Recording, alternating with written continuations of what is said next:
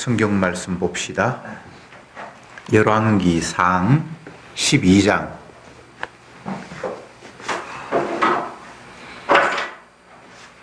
열왕기상 12장 1절에서 15절 말씀까지 교독하겠습니다.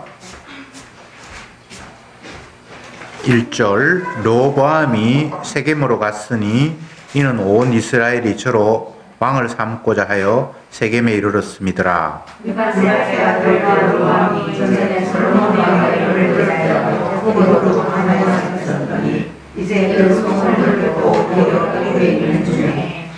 무리가 보내어 저를 불렀더라. 여로보암과 이스라엘의 온 회중이 와서 르호보암에게 고하여 가로되 왕은 이제 왕의 진진이 우리에게 지금 모욕과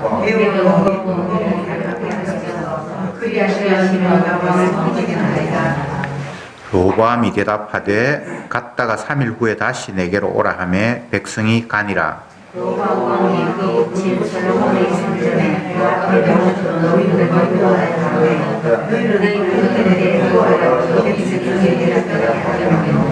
대답하여 가로되 왕이 만일 오늘날 이 백성의 종이 되어 저희를 섬기고 좋은 말로 대답하여 이르시면 저희가 영영이 왕의 종이 되리이다 하나.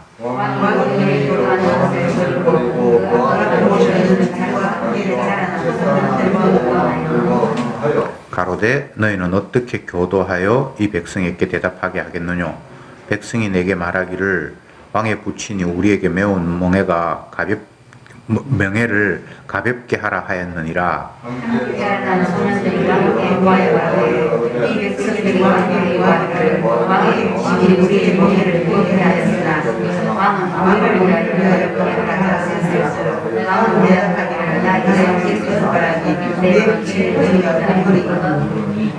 내 부친이 너희로 무거운 멍에를 매게 하였으나 이제 나는 너희의 멍에를 더욱 무겁게 할지라.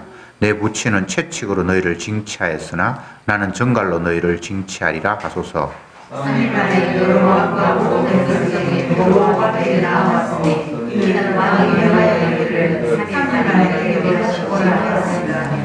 왕이 포악한 말로 백성에게 대답할세 노인의 교도를 버리고 내 부친은 너희의 멍에를 걷게 하였으나 나는 너희의 멍에를 더욱 걷게 하리라. 내 부친은 채찍으로 너희를 징치하였으나 나는 정갈로 너희를 징치하리라. 왕이 이같이 백성의 말을 듣지 아니하였으니 이 일은 여호와께로 말미암아 난 것이라. 여호와께서 전에 실로 사람 아히야로 느바세 아들 여로보암에게 고한 말씀을 응하게 하심이더라. 아멘.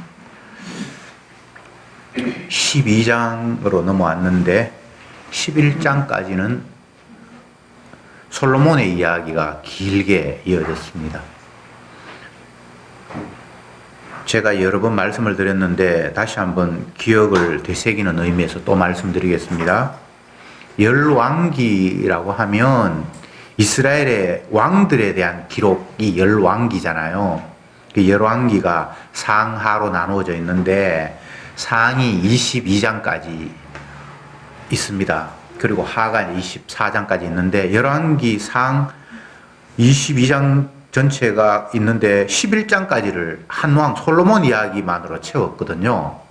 이게 굉장히 이제 의미가 있는 것이 열왕의 이야기를 역대 왕들 이야기를 쭉 하면 골고루 이제 배열을 해야 되는데 아예 솔로몬 왕 앞에 아버지 왕 다윗과 그 첫 번째 대 사울은 열왕기 아예 기록이 없습니다. 그건 사무엘 선지자의 이야기 속에 상하에 다 있고요. 열왕들의 이야기는 거의 4분의 1을 솔로몬 왕 이야기로 꽉 채웠습니다. 쉽게 이야기하면 그 왕 하나의 이야기 속에 뒤에 나올 왕들의 이야기 그냥 다 압축되어 있다고 이렇게 이해하시면 좋은데 솔로몬은 어떤 왕이었는가 하면 왕이 될 자격도 없고 나이도 어린데 주님의 긍휼과 사랑을 입어서 하나님께서 그를 왕으로 세웠고 처음 왕으로 세움 받았을 때에는 자기 자신이 너무나 초라하고 자격도 없고 능력도 없고 그 사실을 알고 하나님 앞에 간구합니다. 주님, 저는 왕 될 자격도 없습니다. 지혜도 없습니다. 이 많은 백성을 내가 다스리다니 도저히 나는 감당이 안 됩니다. 저에게 이 백성을 잘 다스릴 수 있도록 지혜를 주십시오. 그렇게 기도했을 때 하나님께서 그래, 네가 그 마음이 너무나 아름답구나 하면서 하나님께서 그에게 지혜를 주셨고 그가 구하지 아니한 부, 영광, 권세까지 아울러 그에게 허락하셨습니다. 주님의 은혜를 입고 왕이 된 솔로몬이 초반에는 겸손한 마음으로 백성들을 잘 다스리고 하나님의 뜻을 좇아서 모든 일들을 잘 수행을 했습니다. 그런데 점점 하나님의 은혜와 사랑이 쏟아부어지고 모든 것들이 평안해지고 많은 사람들이 왕을 존경하고 그 앞에 머리를 숙이고 나니까 점점 더 이제 교만에 빠지기 시작을 했습니다. 주님의 은혜로 성전을 짓고 왕궁을 짓고 그런데 많은 이방 여인들을 왕비로 맞이했고 부에 취해서 살아가고 그러다가 성전 안에 또 왕비가 원하는 그런 우상 작은 신당을 만들고 이렇게 되어서 결국은 하나님께서 그 솔로몬을 책망을 하시면서 내가 너에게 준 이 왕권, 이 나라를 10쪼가리를 내어서 내가 다른 자에게 주고 너는 2지파만 남을 것이다. 단 너희 아버지를 생각해서 너에 대해는 그런 나라가 분열되는 것은 내가 허락하지 않겠다. 이렇게 이제 말씀하셨습니다. 그게 솔로몬 왕에게 내리신 하나님의 조치입니다. 제가 계속 강조하는 것이 솔로몬 왕 그 삶 안에 나머지 모든 열왕들의 삶이 다 농축된 것을 이해하면 된다. 하나님의 은혜를 받았지만 그 은혜를 은혜로 제대로 꽃피워내지 못하고 교만에 빠져서 주님 앞에 책망받는, 그러나 주님의 약속이 있고 주님의 계획이 있기에 그를 심판을 유보하는 그런 상태의 모습이 솔로몬 왕에게 담겨 있었다. 제가 그 이야기를 했습니다. 이제 그 솔로몬이 죽고 아들 르호보암이 왕이 되었는데 왕이 되자마자 이제 하나님께서 말씀하신 그 징조가 나타나기 시작을 합니다. 솔로몬 왕 때에 그 밑에 충실한 신하로 있었던 여로보암이라는 사람이 솔로몬 왕에게 미움을 받아서 애굽으로 망명을 가 있다가 피신해 있다가 이제 솔로몬 왕이 죽었다라는 소식이 들려왔고 또 여로보암을 사랑했던 많은 그 백성들이 애굽까지 찾아와서 이제 우리나라로 돌아오십시오. 더 이상 당신이 남의 나라에 도망 다닐 필요가 없습니다. 그렇게 해서 이제 그를 데리고 왔고, 그래서 여로보암과 몇몇 백성의 대표들이 새롭게 왕이 된 르호보암에게 찾아갔습니다. 그래서 하는 이야기가 부탁이죠, 부탁. 왕이여, 예전에 당신의 부왕이었던 솔로몬이 백성들에게 너무 힘든 일을 많이 시켜서 온 백성이 지쳐 있으니까 이제 당신은 백성들에게 짐을 좀 가볍게 하면서 이 나라를 다스렸으면 좋겠습니다. 라고 부탁을 했죠. 그러니까 이 왕이 내가 너희들이 부탁한 것에 대해서 3일 후에 대답을 할 테니까 돌아갔다가 이제 다시 오라고 해서 보내고, 고민이 되어서 이제 그 아버지 때부터 계속 나라에 충신이었던 그런 사람들을 불러서 여로보암과 백성의 대표들이 나에게 와서 이런 요구를 했는데 내가 어떻게 처신하면 좋겠소? 라고 물으니까 그 노인들이 하는 이야기가, 왕이여, 백성들의 요구를 다 들어주십시오. 그렇게 하면 정말 백성들은 당신을 왕으로 존경하면서 잘 따를 것입니다. 그렇게 얘기를 했습니다.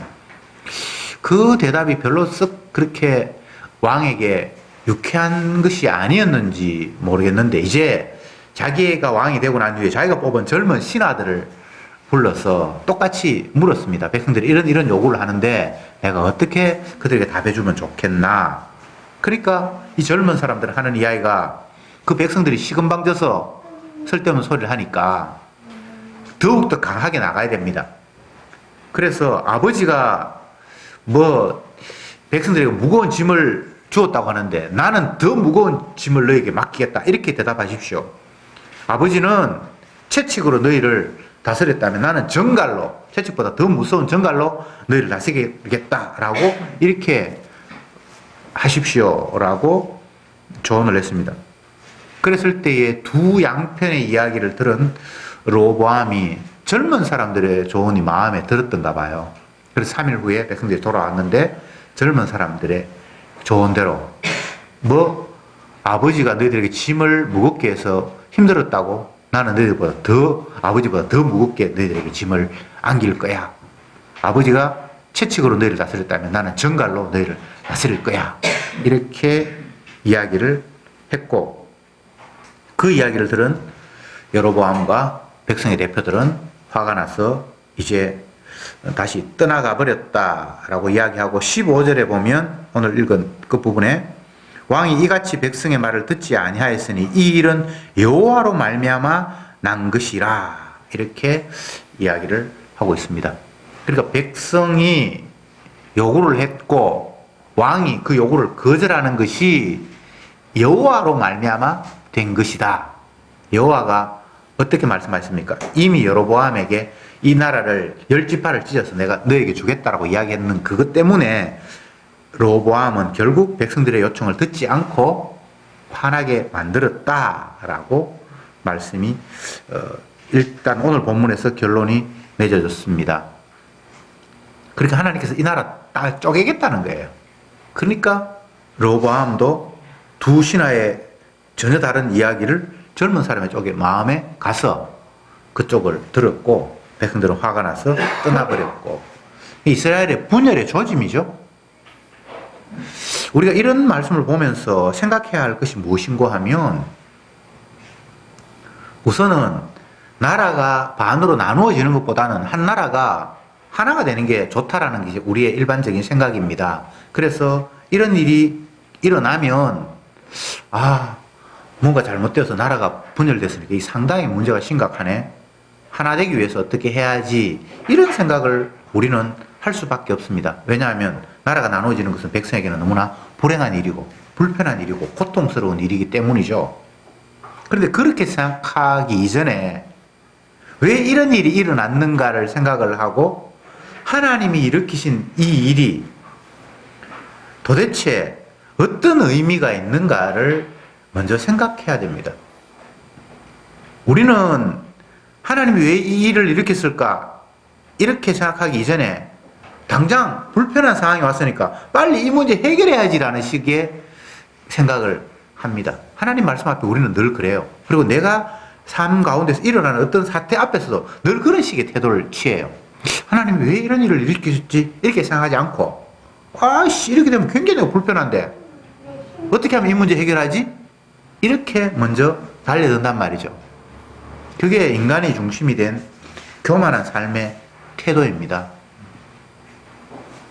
주님은 자기 뜻을 이루기 위해서 자기의 피조물을 이렇게도 보내고 저렇게도 활용하시는 것이 하나님이 하시는 일입니다.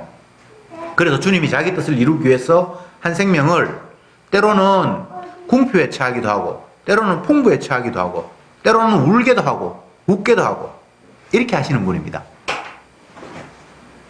우리가 이 일을 생각할 때에 그래 세상은 피조물이 내 중심이 아니라 창조하신 그분의 중심으로 돌아가는 거지.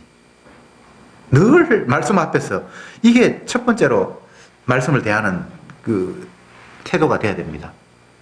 주님이 무엇을 원하시는가? 왜 하나님이 이런 사태를 일으키셨는가? 내 불편 이거 해소한다는 게 이게 중요한 게 아니고요. 하나님 불편하게 하셨으면 불편을 겪어야죠. 예수님의 제자들이 예수님께 이런 질문을 하죠. 주님, 저 소경은 왜 소경으로 태어났습니까? 부모가 잘못해서 저 아이가 소경으로 태어났습니까? 아니면 저 소경이 앞으로 죄를 많이 지을 거니까 아예 벌하는 차원에서 소경으로 태어나게 하셨습니까? 이런 식의 질문을 제 아들이 예수님께 했죠.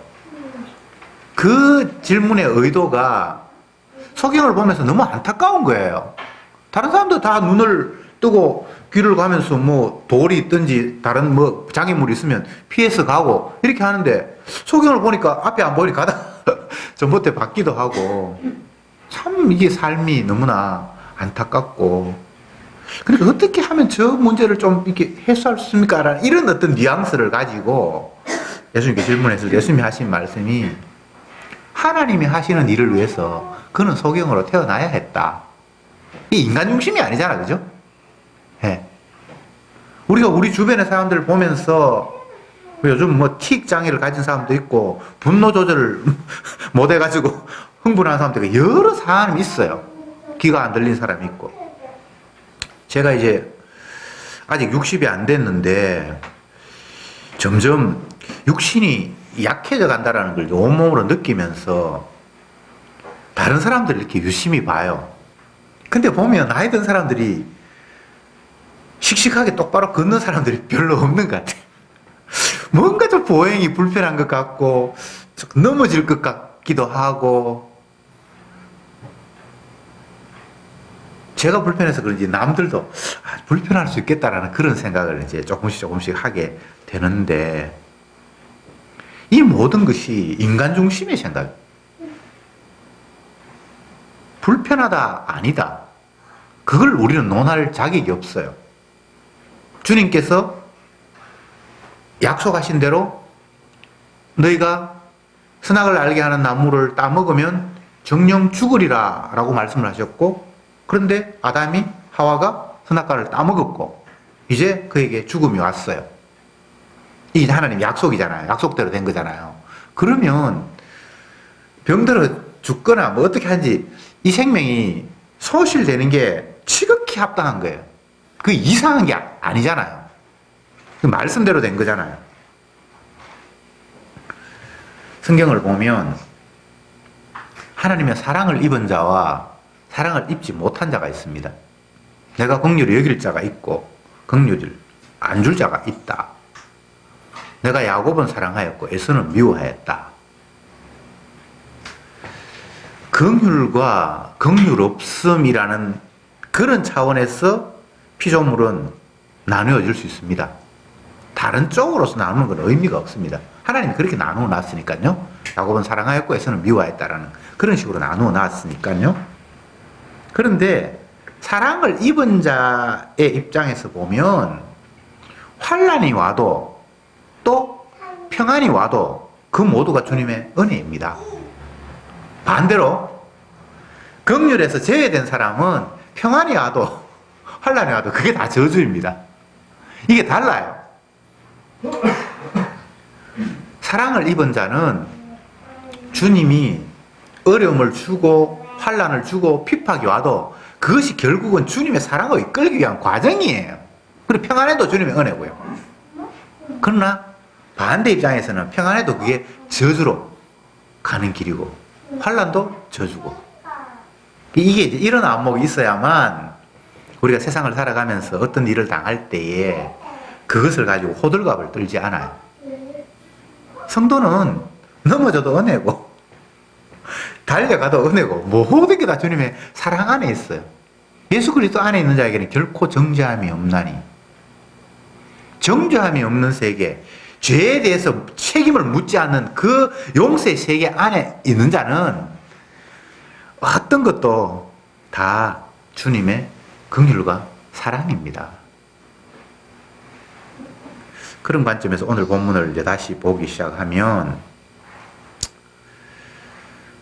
르호보암이 백성들의 요구를 거절하고 백성들은 왕을 왕으로 인정하지 않아서 떠나가 버리고 결국은 이렇게 해서 나라가 나누어지는 징조가 만들어지고 근데 이게 뭐 이스라엘이 불편하게 됐다 누구 르호보암은 참 불행하다 뭐 이런 이야기를 하기 이전에 하나님의 말씀이 살아있다라는 걸 보여주는 증거예요.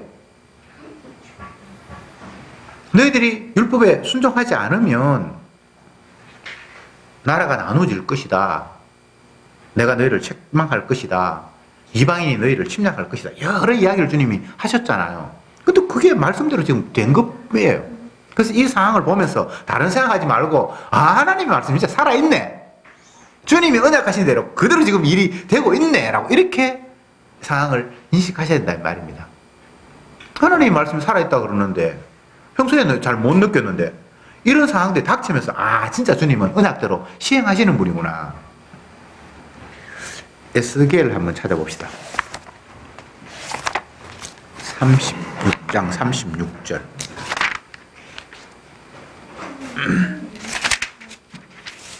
에스겔 36장 36절 같이 한번 읽어볼게요. 시작. 너희 사면에 남은 이방 사람이 나 여호와 무너진 곳을 건축하며 황무한 지에 나 여호와가 말하였으니 이루리라.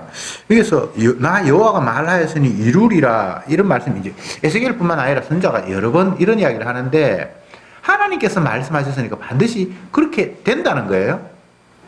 이런 차원에서 세상 모두를 바라봐야 돼요. 지금 이 일은 주님이 약속하신 것이 이루어져서 이런 일이 벌어졌구나.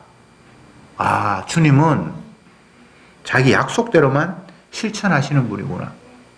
하나님의 말씀은 살았고 운동력이 있다는 것은 히브리서 4장에 나오는 이야기. 하나님의 말씀이 살았고 운동력이 있다. 말씀이 죽은 문자가 아니라 그 자체가 펄펄 살아서 일을 이루어 간다는 거예요. 그게 세상을 바라보는 안목이에요. 성도가 세상을 바라보는. 하나님 말씀대로 돼가네.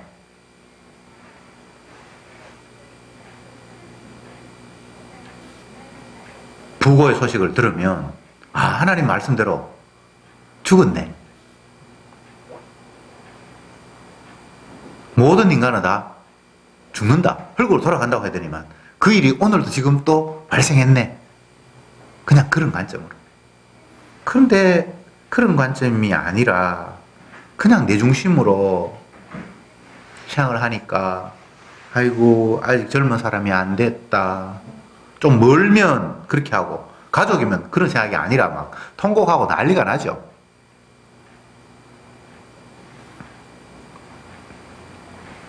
젊은 사람들이 잘 이해 못하는 것 중에 하나가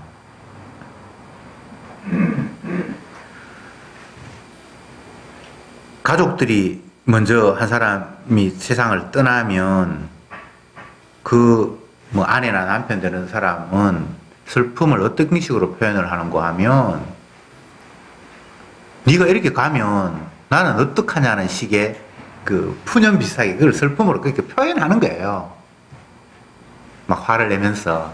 근데 자녀가 보면 엄마가 아빠를 미워하는 것 같다. 아빠가 엄마를 미워하는 것 같다. 지금 죽는 순간에도 지 걱정하네. 이런 식의 오해를 할 수가 있어요. 근데 그런 의미보다는 그냥 갑자기 당한 어떤 상황을 어쨌든 그렇게 슬픔을 이제 표현한 것인데 어쨌든 그것도 자기 중심으로 그 상황을 이해하는 거잖아요. 근데 언약 중심으로 보면 한번 온 생명들을 주님께 데려간다고 하시니까 그게 오늘 지금 이 시간에 하나님께서 말씀으로 이루어졌구나. 그렇게 보면 이제 상황이 좀 다르죠. 물론 가족이 함께 있다 한 사람이 먼저 가면 당장은 불편한 요소가 있죠. 그럼 또 재혼하면 더 좋을 수도 있고요. 어쨌든 그런 상황은 내 중심으로 바라볼 이유가 아니고 하나님이 말씀하신 대로 지금 이 일이 이루어졌구나라고 그렇게 바라보아야 되는데 인간들이 그런 식으로 바라보는 게 아니라 내가 당장 이 불편하고 어려운 일이 있겠다라는 식으로 어떤 상황을 이해하더라 이 말이죠.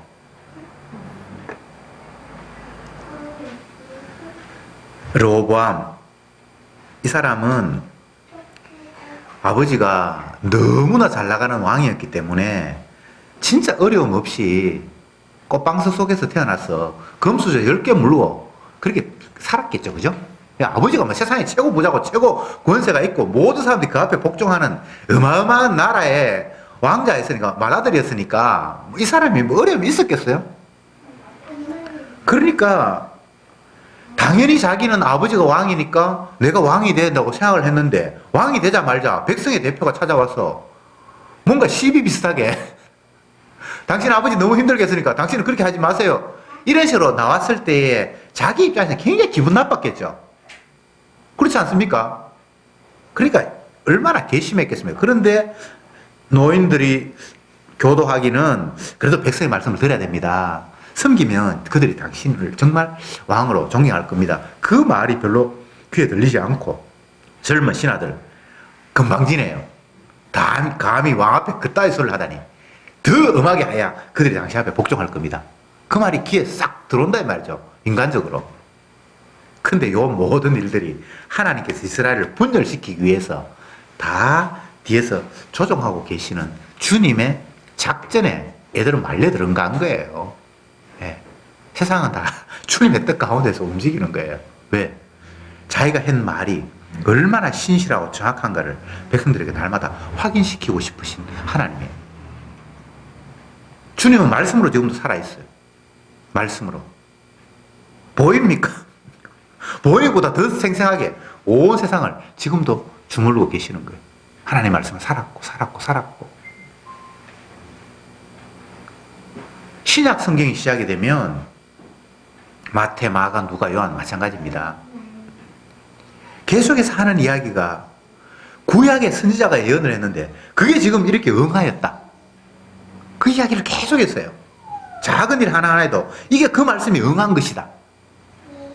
그러니까 그 복음서의 저자들의 관점은 세상을 하나님이 옛날에 구약시절에 이렇게 선지자를 통해서 말씀했는데 봐라 지금 일어나고 있고 지금도 하나님께서 역사하고 있잖아 라고 그 이야기를 하는 거예요. 복음서가 쓰여질 때는 이미 예수님이 돌아가셨잖아요. 물론 부활하고 승천하셨지만 이 땅에 안 보이잖아요.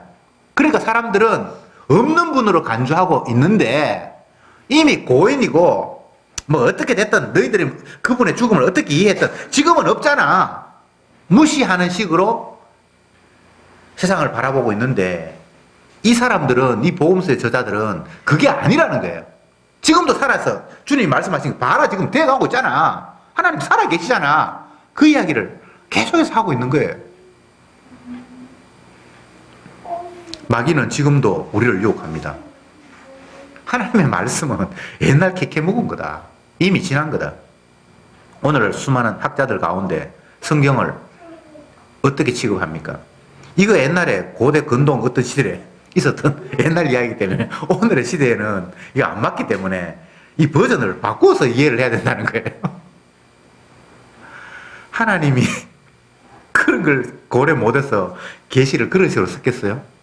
시대가 바뀌면 이게 구닥다리가 되니까 인간의 지혜는 시대가 바뀌면 그게 구닥다리가 돼요. 사람의 과학이라는 것은 자꾸 업그레이드해서 30년 후 50년 후가 지나면 그게 폐기 처분돼야 될 그런 이론이에요. 그러나 주님은 그렇지 않아요. 천지 만물을 지으신 하나님이 자기의 뜻을 계시로 기록했는데 이게 시대가 지나고 바뀌고 구버전이 되고 이런 식으로 하나님께서 하셨겠어요? 참 인간이 못 믿을 상황을 마귀가 자꾸 집어넣어 주니까 말도 안 되는 이유를 가지고 하나님 말씀을 계속해서 거부하고 있어요. 그런데 성도들은 하나님의 말씀이 살아있다라는 것이 이 모양 저 모양으로 자꾸 확인되는 식으로 주님께서 이끌어 가세요. 말씀이 우리를 인도하세요. 말씀이. 구약에 이스라엘 백성들이 40년 동안 광야 생활할 때에 밤에는 구름 기둥으로 낮에는 불 기둥으로 반대입니까? 어쨌든 그렇게 인도하셨다라는 이야기를 성경이 기록을 하고 있는데 그 불기둥, 구름 기둥이 가시적으로 나타났지만 그게 사실은 말씀의 인도예요.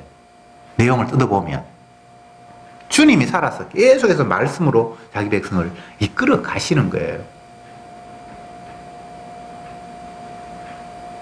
예수님 이야기를 하면 아니 수천 년 전에 죽은 사람의 이론을 자꾸 끄집어내지 말고 오늘날 똑똑한 학자들이 수없이 지금도 나오는데 그 이야기 하자라고 이야기하는 사람들이 많아요. 피조물과 창조주를 비교할 수 있습니까?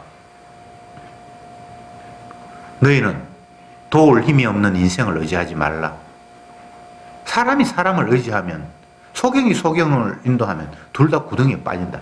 이게 주님의 말씀이잖아요.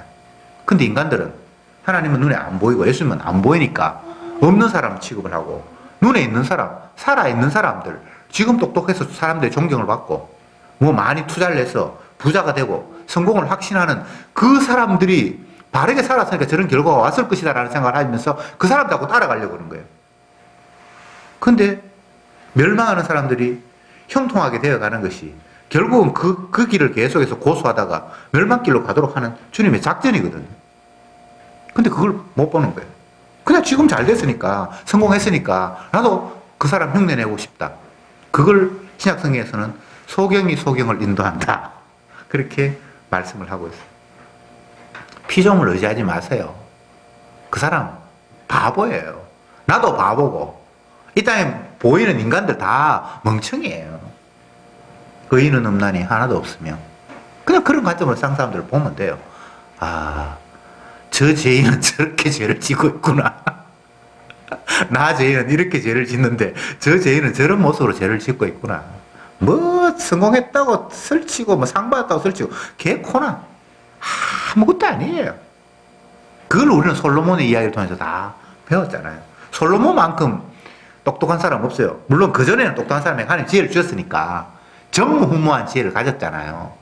요즘 이야기하면 박사 학위도 여러 개 받았고 뭐 오만 걸 다 논했다고 했잖아요. 곤충을 논하고 식물을 논하고 뭐 건축을 논하고 음악을 논하고, 그래서 성경도 썼고 전도서도 쓰고 잠언도 쓰고, 그가 가진 부가 세상에 그 후대에도 빌 게이츠도 그런 부를 못 가했다고 성경이 이야기하고 있대. 전무후무하다고 했으니까. 그리고 그의 왕권이 얼마나 강했으면 그 주변의 나라 사람들이 다 그 앞에 복종을 하고, 그래 뭐 부, 명예, 지혜, 권세 모든 것들이 다 탑이에요. 탑. 그런데 그가 엉뚱한 길로 흘러가고 있잖아요.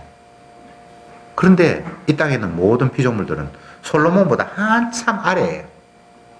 그 사람들을 뭐 성공했다 대단하다 그렇게 말할 이유가 없어요. 이 땅에 그 어떤 인간도 대단한 인간 없고 훌륭한 인간 없고, 다만 주님의 긍휼이 입혀져서 예수님의 십자가의 보혈의 피가 그를 용납하니까 그를 주님이 깨끗하다고 내 백성으로 삼으시는 것 외에 다른 방법은 없어요. 어떤 사람이 저한테 그런 이야기를 하는데, 목사님은 사람들을 좀 무시하는 경향이 있습니다. 이렇게 얘기를 해요. 그 사실 제가 좀 그래요. 남을 무시한다는 게 내가 대단하다는 게 아니라 너나 나나 다 죄인이잖아. 상 사람들은 그 사람을 어떤 부분에서 존경하면서 따르는데 저는 그런 게 합당하지 않다고 생각하니까 좀 개무시하거든요. 의도적으로. 남들은 막 땡이 뭐 사람 뭐 됐고 뭐 됐고 저는 속으로 좀 묻는데, 속으로 하는 게 아마 겉으로 조금씩 드러나 버리는가 봐요. 나는 속으로 했다고 생각을 하는데 남들 보기에는 그게 겉으로 표시가 됐면 그래서 남을 좀 무시하는 경향이 있다라고 아주 그 사람은 곱게 이야기하는데 사실 맞아요. 예. 뭐 존경할 인간이 있습니까? 주님의 말씀 외에는 인간은 다 죄인이에요. 대놓고 또 뭐 무시하는 그런 거 취할 필요는 없지만, 그래 네가 뭐 세상에 성공했고 돈 좀 벌었고 그거 아무것도 아니야. 하나님 말씀 앞에 주님이 재물을 주시면 받는 거고, 아무리 노력해도 하나님 날려버리면 날려가는 거고, 네가 잘해서 오는 거 아니야. 근데 인간들은 믿음 없으니까 지가 열심히 수고해가지고 아니면 자기 좋은 아이디어가 오늘날 이런 결과를 낳았다라고 남들에게도 그걸 막 전파하죠. 개코나. 그러다가 결국은 영원한 멸망. 열심히 자기 집 앞에서 밥 얻어먹는 그 나사로, 거지 나사로 맞습니까? 예. 치매가 오면 명사가 제일 잊어버린다. 근데 제가 지금 명사가 잘 생각도 안 나고 그런데 어쩔 수 없어요. 예. 주께서 망가뜨리는 과정이 있으니까. 그래 그 거지 나사로에게 밥도 주고 했던 그 부자가 결국은 지옥 가 있잖아요. 그게 그냥 성경에서 비유로 한다 이렇게 생각하지 마세요. 그게 진짜 살아있는 현실이거든요. 그 부잣집 앞에서 밥 얻어먹었던 거지 나사로는 몸이 다 질병 헌대를 앓고 개들이 와서 그 헌대를 핥았더라, 이렇게 성경에 기록이 돼 있잖아요. 참 인생 가운데 비참하게 개가 그 헌대를 핥았다 그러니까 이거는 뭐 인격이고 뭐고 아무것도 없어요. 그런데 그거는 주님의 택한 백성이었어. 아브라함 품에 안겼고, 그와 정반대인 부자는 지옥 같고.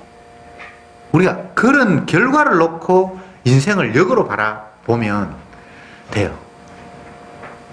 그렇지 않으면 다 엉터리예요. 잠시 있다 사라져버릴 것들이 반짝반짝 빛난다고 해서 그것이 마치 정답인 것처럼. 그보다 더 어리석은 거 없어요. 오늘 본문을 통해서 우리는 하나님의 말씀이 살았다, 주님이 말씀하셨으니까 반드시 이루리라. 신명기 28장에서 말씀에 순종하는 자는 복을 받고 불순종하는 저주를 받는다, 그렇게 얘기했을 때에 우리는 그 말씀이 모든 현장 가운데서 주님께서 그것이 실현되는 장으로 세상을 다 움직여 가시니까 그걸 보면서 하나님 말씀 정말 살아있네, 주님은 살아계시네, 살아계시네, 살아계시네, 주님 앞에 두려워하는 그런 마음이라야지, 아이고 내가 불편한데 이제 좀 일이 형편이 잘 풀리니까 내가 좋구나, 그건 아무 의미가 없는 거예요. 이 땅에 태어난 모든 피조물들은 모두가 다 수고와 땀의 인생을 살고 있습니다. 해산하는 수고, 이마에 땀이 흘러야 입에 먹을 것이 들어간다. 근데 어떤 사람들은 부모로부터 수천억 재산 물려받은 사람은 이마에 땀이 흘리지 않고 살잖아요. 그렇게 말하는데 아니에요. 그거 지키느라고 땀 흘리는 거예요. 여러분 가진 거 지키는 거 얼마나 힘든지 모르죠? 없는 거 모으는 것보다요, 가진 거 안 뺏기려고 하는 그 노력이 더 힘들어요. 혹시 여러분 집에 막 다이아몬드 한 10억짜리가 있다, 그러면 날마다 마음이 거기가 있어. 혹시 누가 들어오지 않을까? 누가 빼앗지 않을까? 근데 뭐 아무것도 없는 사람은 도둑 들어갔다 왔다 가도 집까지 뭐 가져갈 거 있는데. 진짜 그래요. 근데 진짜 가진 게 많은 사람은요, 요즘 뭐 오만 도둑놈이 다 있는데 전화로 해가지고 뭐 빼가가고 뭐 보이스 피싱 그때가 별백 다 있잖아요. 통장에 한 푼도 없는 사람은 보이스 피싱 아니라 뭐가 와도 걱정 없어요. 그런데 한 2, 3억 꺼져놓은 사람들은 뉴스에 그 이야기만 나오면 그거 확인한다니까? 혹시나 내 통장에 누가 가져간 게 아닌가? 지난번에 누가 전화 왔는데 그게 혹시 보이스 피싱이 아닌가? 제가 지금 뭐 다른 이야기를 하는 게 아니고 모든 인간이 다 수고와 땀, 그게 죄의 결과예요. 누구 편한 사람 같죠? 안 편해요. 몰라서 그렇지. 죄인이 편하면 하나님 말씀대로 아니잖아요. 이마에 땀이 흘러도 해산하는 수고가 있어야 된다는데, 아이고 나는 뭐 순풍순풍 잘났다, 그런 단순한 생산, 그런 이야기 하는 게 아니라 모든 영역이 있어서 그런 수고와 땀이 인간에게는 형벌로 주어졌다는 이야기입니다. 부러운 사람 없어요. 뭐 트럼프가 부럽습니까? 아니면 뭐 이번에 대통령 당선된 사람 부럽습니까? 똑같아요. 우리하고 양상이 다를 뿐이지 다 고통 가운데 살아가도록 놓아두셨어요. 이런 관점이 있으면 남 부러워하지 않는데, 그런 관점이 없으니까 아이고 내가 없는 거 저 사람이 가졌네, 그거 가졌다고 해서 평안한 거 아니에요. 다투는 아내와 사는 것보다 나물 먹고 채소 먹고 평안한 게 낫다. 성경에 그런 말, 이게 뭐 아내에게 해당되는 게 아니라 남편도 마찬가지고. 예. 주님이 평안을 주셔야 평안하지, 무언가 가진 게 많다고 해서 평안이 오는 게 아니에요. 주님은 우리에게 늘 확인시키고 싶은 게 무엇인가 하면 내가 너와 함께하고 있다. 이스라엘 백성들에게 수없이 구약에 반복되게 하는 이야기는 나는 네 하나님이다, 너는 내 백성이고 나는 네 하나님이다. 이 이야기를 계속 반복하고 있어요. 어려움 닥칠 때도, 적이 와서 그들을 다 박살낼 때도, 남의 나라에 포로에 잡혀갔을 때도 계속 하시는 이야기가 나는 네 하나님이고 너는 내 백성이다라는 이야기를 계속 하고 있어요. 성도가 주님이 내 하나님이고 나는 주님의 백성이라는 걸 깨달으며 살아가면 끝. 그것 외에 다른 복은 없습니다. 난 무능한데요. 무능한 게 당연하죠. 유능하신 하나님 계시는데. 나는 못합니다. 못하는 게 뭐가 문제 있습니까? 사람은 할 수 없어요. 하나님은 하시느니라. 하시는 분 계시는데 여러분 능력 가지려고 생각하지 마세요. 그게 하나님 발로 차고 내 스스로 자리 보겠다는 교만이에요. 스스로의 판단으로 하겠다는 거예요. 어리석은 양이 어리석어야죠. 왜? 상관없어요. 목자가 계시니까. 이게 주님이 하고 싶은 이야기잖아요. 네가 사망의 엄침한 골짜기를 다닐지라도 해를 두려워하지 않을 것은 주의 지팡이와 막대가 너를 안해하시며. 목자가 계시는데 내가 뭐 위험한 길로 간다. 지난주 본문에 그런 게 있잖아요. 찾아봅시다. 시간 다 됐는데 이거 찾아보고 끝냅시다. 마가복음 마지막 장에 17절 믿는 자에게 이런 표적이 따르리니 곧 저희가 내 이름으로 귀신을 쫓아내며 새 방을 말하며 뱀을 집어서 무슨 독을 마실지라도 해를 받지 아니하며. 진짜 예수 믿는 사람이 이랬습니까? 이래요. 근데 뱀한테 뱀굴에 손을 넣을까요? 그럼 물리죠. 여기서 이런 이야기를 하는 건 뭔가 하면 예수 그리스도 안에 있는 사람에게는 해가 없다는 거예요. 무슨 말인지 알겠죠? 뱀을 집을지라도 무슨 독을 마셔도 해를 받지 않는다 이렇게 얘기했는데 뱀굴에 손녀도 안 문다 이 말이 아니라 성도에게는 영적으로 어떤 해도 없어요. 주님이 보살피고 계시는데 뭐. 해를 입었다 할지라도 그게 해가 안 되는 거예요. 그 이야기를 하고 있는 거예요. 여러분 예수 그리스도 안에 있는 자에게는 이미 주님의 보혈의 피가 우리를 다 이렇게 막고 있어요. 그게 방패고 창이에요. 보혈의 피가. 주님의 피가 있는데 누가 거기에 들어와서 너 죄인이지라고 그렇게 할 수가 없다라는 사실을 깨닫는 순간 주님의 말씀은 지금도 살아있어서 날마다 이 세상을 가득 채웠다. 지금도 말씀이 출렁이고 말씀대로 움직이는 세상 속에 내가 놓여있다. 이것보다 더 기쁜 일이 성도에게는 없습니다. 기도합시다. 주님, 내 중심으로 모든 것들을 바라보니 때로는 불편하다고 원망도 나고 욕망대로 일이 일어나지 않는다고 화를 내기도 합니다. 그러나 말씀 중심의 세상, 주님이 살아계셔서 당신의 주되심을 만방에 펼치시는 세상 속에 놓여있기에 주님의 말씀이 살아있으니 우리를 사랑하신다고 말씀하신 주님의 그 사랑이 지금도 펄펄펄펄 피어나고 있음에 감사, 찬송하게 하옵소서. 이미 보혈의 피로 씻었기에 그 아들 예수의 피가 우리를 모든 죄에서 깨끗게 하셨기에 지금도 그 용서의 사랑이 넘쳐나고 있음을 세상을 바라보면서 날마다 확인하며 그 주님의 희생의 사랑을 감사, 찬송하는 저들이 되게 하옵소서. 예수님의 이름으로 기도드립니다. 아멘.